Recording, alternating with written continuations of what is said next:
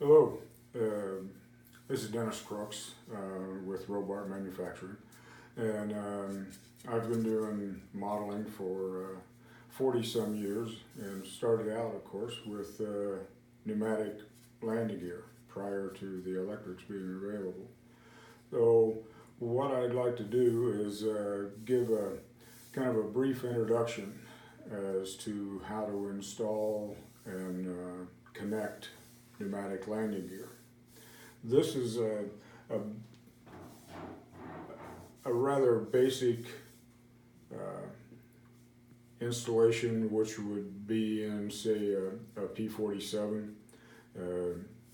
That's exactly what these retracts are. They're 622 P47 retracts along with a 160 LWC tailwheel.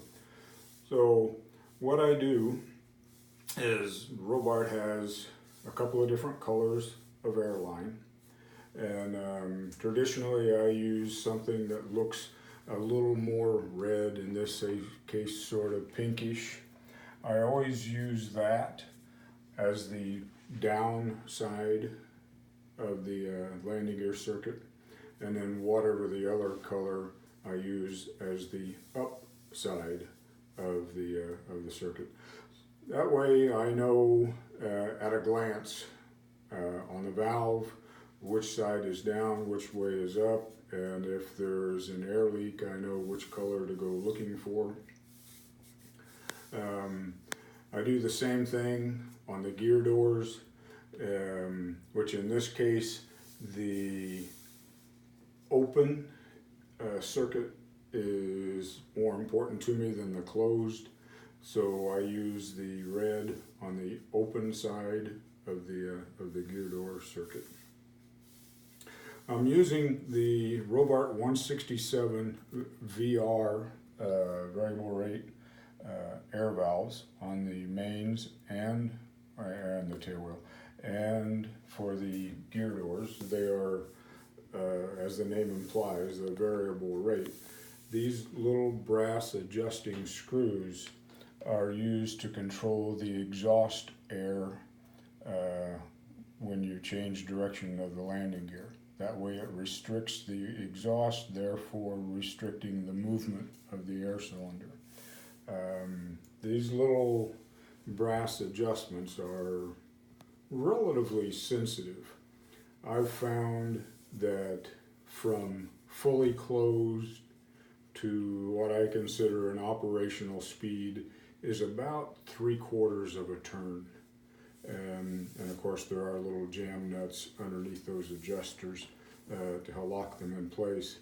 But be gentle with those, as they are fine thread and they are somewhat delicate.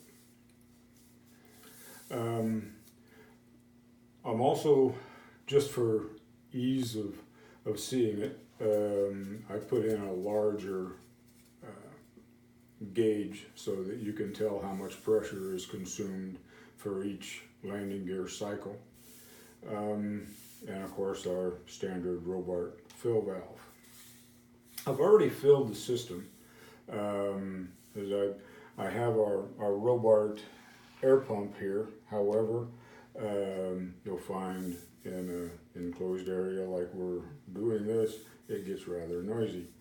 So I'm going to turn the transmitter on and the receiver, and you'll find that the servo does jump, therefore the doors will jump.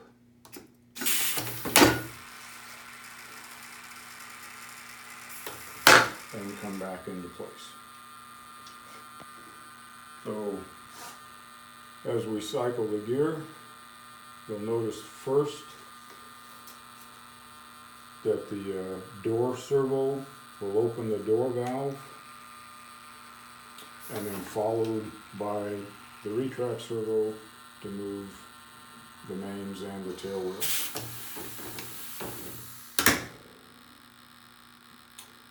Pretty simple and pretty straightforward.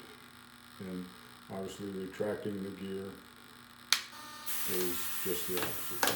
The retract moves first and the doors close. And you'll notice we used approximately 16 pounds of pressure for that one cycle. So in this situation, you should be good for probably 3 cycles of the landing gear during a flight, and typically you would only have 2 or essentially 1 when you retract the gear in flight and then lower the gear just prior to landing. So more than enough air capacity on the large air tank to keep you going for a flight. If you have any questions, please feel free to contact Robart, 630-584-7616, and follow us on social media, if you would. Thank you.